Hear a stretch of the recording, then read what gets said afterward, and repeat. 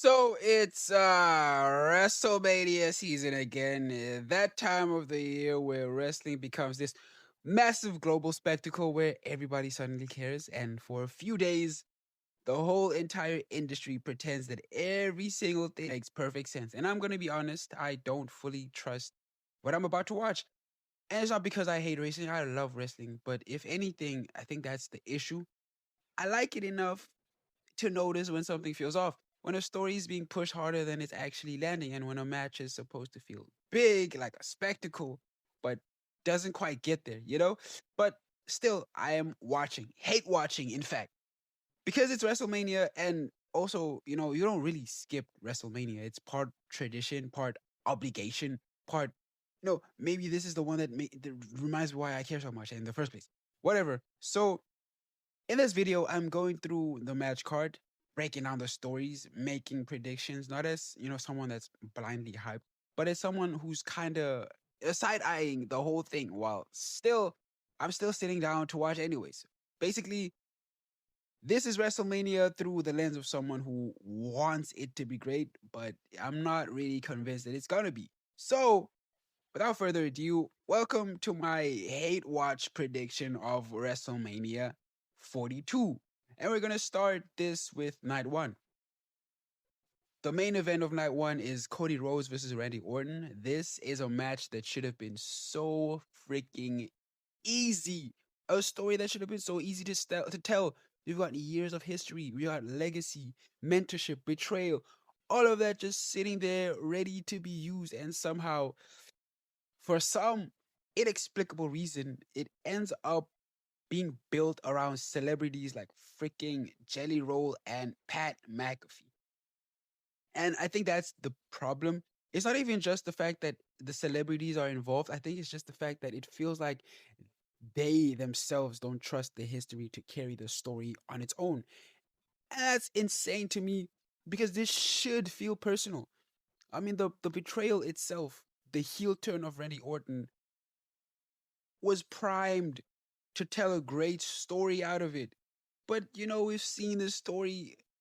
We've seen all of this before. We've seen it with John Cena's heel turn too. WWE cannot follow through on big moments. Everything is about the clips. It's a clip show basically. It's like a stream where they're trying to get the best clips to post on TikTok so they get more views so that people can watch the full video, but not enough is done to add substance to the full show itself. That makes the show feel, assisted. The match itself, it'll probably be good. These are two professionals who know exactly what they are doing. So when they get down to it, this is going to be good. But, this should have meant a lot more than it does. So my prediction for this is that Cody's going to win. That's a safe, obvious prediction, but it makes sense. And then the second match that I wanted to talk about is Seth Rollins versus Gunther. This match exists basically because everything else fell apart. This match was not even in the bingo cards. So injuries, pivots, plans collapsing, and somehow we ended up right where we are. But honestly, I think that makes the whole thing a lot more interesting as well because the story might be weak, but it does something that I can applaud them for. It relies on the characters of the wrestlers themselves. Gunther, as you know, is all about control, discipline, keeping everything in the ring, respect for the sanctity of the sport of professional wrestling. Mates heilig. You know what I mean? Seth Rollins, is a bit chaotic, more chaotic. Performance, spectacle. He's more a grandiose, a performer, right? More than Gunther. These are two people that are polar opposites of each other. As much as Seth is about the spectacle, he's still one of the best in the ring, and he takes that very, very seriously. He loves the industry. So basically, it's about like what does wrestling mean, right? And I think that's enough. This is one of those matches where the build doesn't really matter. As soon as the bell rings, we know that these two are gonna deliver magic. So my prediction is gonna be that Gunther gets the W. The Ring General is gonna get the W. He needs to feel inevitable again after retiring John Cena, after retiring AJ Styles. He needs that another big win. to cement himself as being inevitable, right? And then we're gonna move on to Stephanie Vaquer versus Liv Morgan. These two have just been pummeling each other, beating each other up for weeks. Not too much talking, not too much posing, not too much aura farming. We just been getting violence. They're extra rough on each other. The punches are snug. The bumps are crazy. And honestly, that's what makes it work. It feels earned. It feels physical. It feels like they can actually really hurt each other, and it feels like they don't like each other. And that's what I like. It's easy to immerse yourself in that story because they're doing the work to make it feel real. Liv Morgan won the Royal Rumble. That was a great moment. But as history will tell you, that doesn't always translate into a WrestleMania win. So my prediction is that Stephanie Vaquer is going to win. Liv is going to lose. But either way, I'm happy with anybody, either one of these two women winning. And then we have AJ Lee versus Becky Lynch. This one is kind of interesting for a different reason from the previous one. Also, we have 3 women's matches at this in this WrestleMania, which is a W. If you love women's wrestling, hit the like button right there. You know what I'm saying? But yeah, AJ Lee versus Becky Lynch, women's Intercontinental Championship match. This one is quite interesting. AJ Lee is back, but this is not the same era that she left. You know, she's adjusting. She's trying to ground her character in something that works now. And one of the main reasons why her era, the Divas era, is no more. She's facing Becky Lynch. Becky, on the other hand, doesn't rely on flash. Everything she does feels intentional. The way she moves, the way she sells, the way she speaks, everything fits her character. She's one of the best to ever do it. And it's not because she does 50 moonsaults in the match. It's because she is a great wrestler in every other way possible. So this is because yeah, no, let me not say that one. So let me just say that this match is really, if I were to make a head canon for myself, more about it's gonna be about less about nostalgia, you know, and more about adaptation versus consistency. I don't I I don't think of AJ Lee as someone who is from a different time because I grew up watching her, and also she fits in with this era because this era is something that maybe she was trying to build, right? But now she's meeting face to face the type of wrestlers that are in this era that she was trying to build, and she has to prove herself worthy because she is now the new person in this industry. And I would love to see what she does. I think this match is going to be great. I think this match is going to be, let me not say great. God, let me not oversell this, right?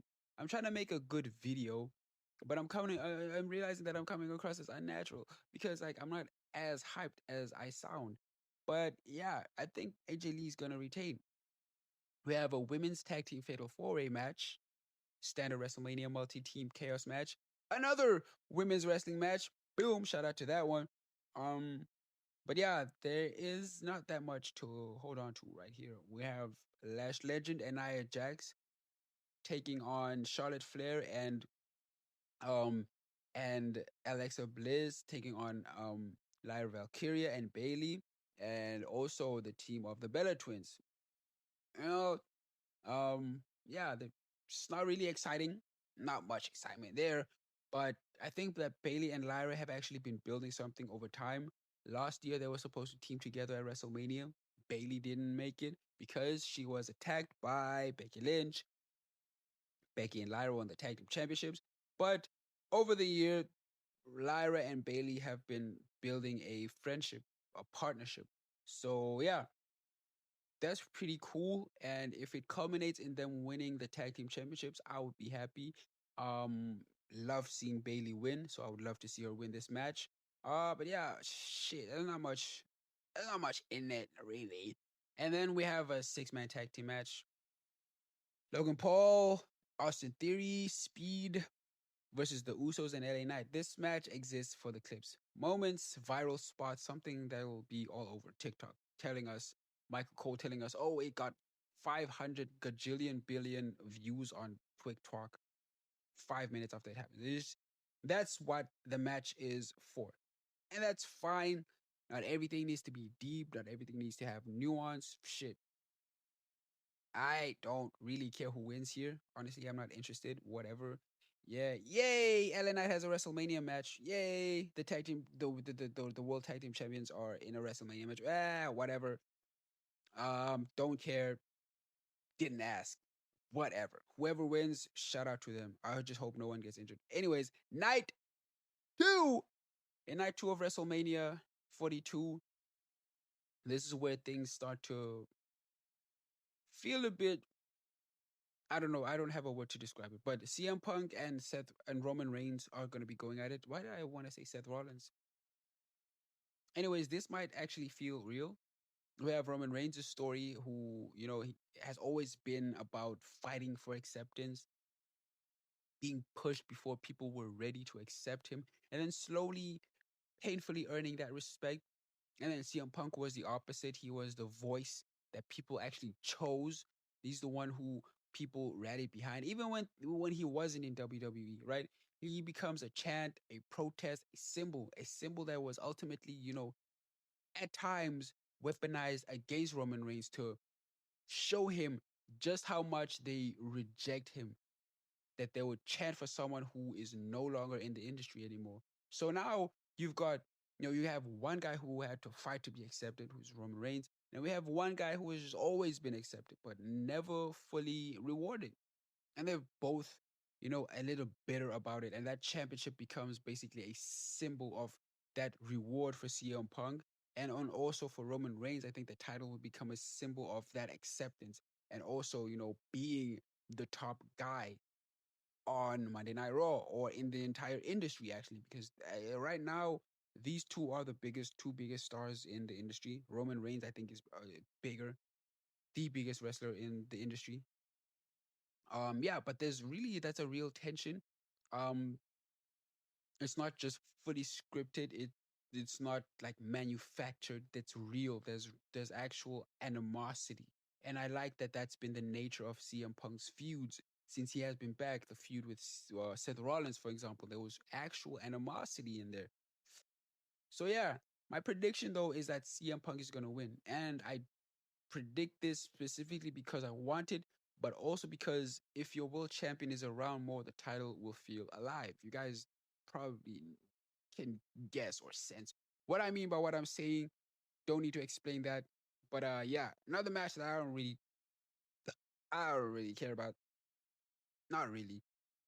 But like this match should have been simple. Not the match, but the story, the build up to it should have been simple.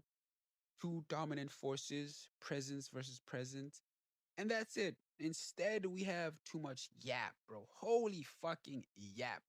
Too much explaining, bro. This does not need nuance. It needs impact. Still, the match itself, I hope that it's gonna deliver.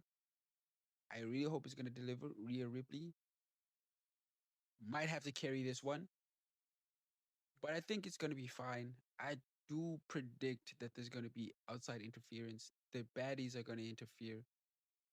And I guess it's great for Michin and for BFAB to have a moment at WrestleMania. God damn it. God damn it, bro. Can't we just have a one-on-one match?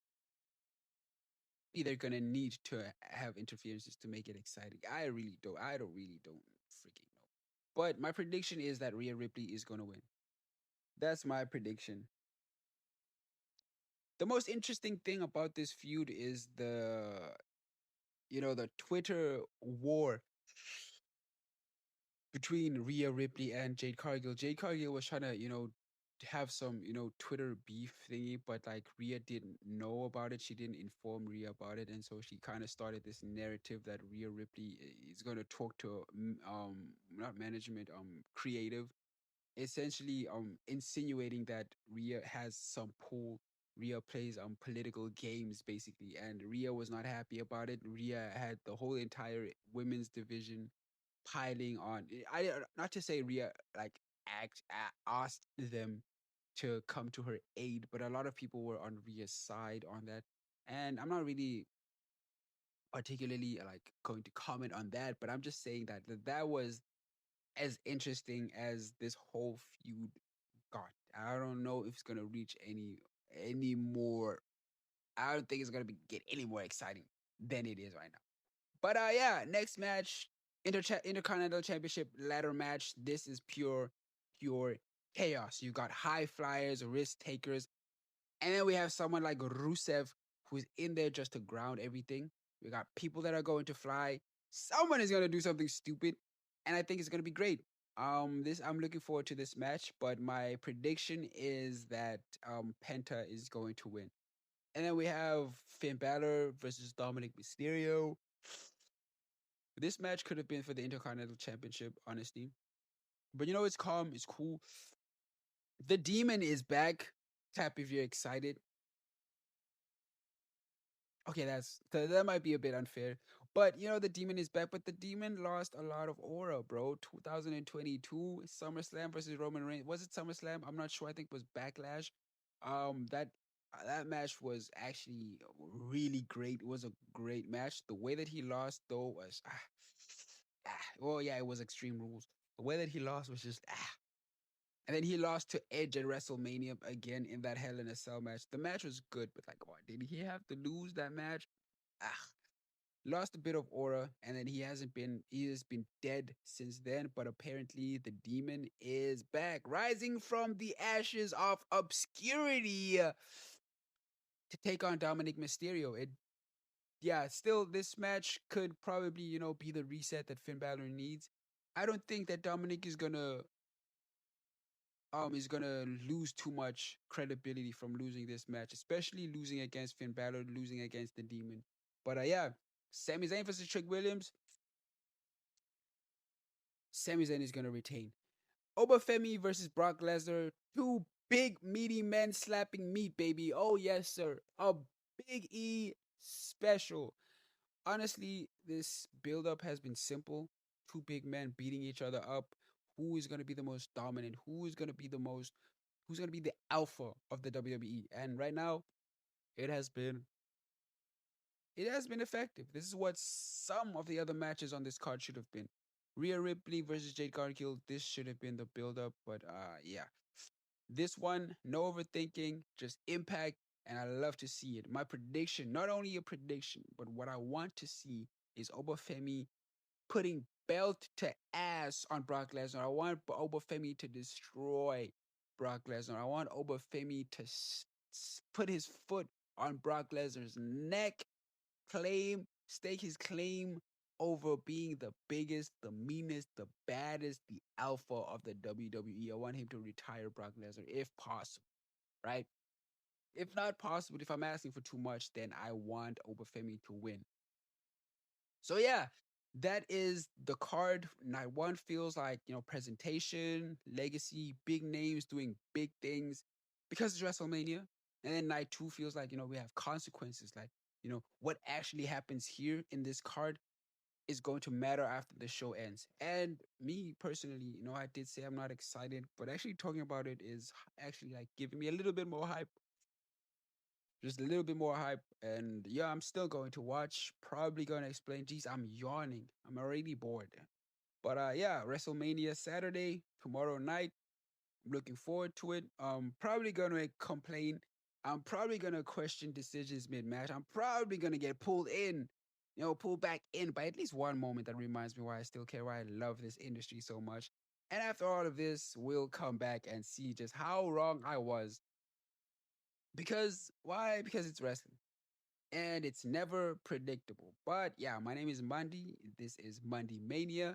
And if you love professional wrestling and if you love what I've been talking about, if you love the content format, hit a like and then hit subscribe. I'll see you guys on the next one. Tell me what your predictions are, of course, of Mania in the comments. What do you guys think is going to happen? But yeah, I'll see you guys in the next one.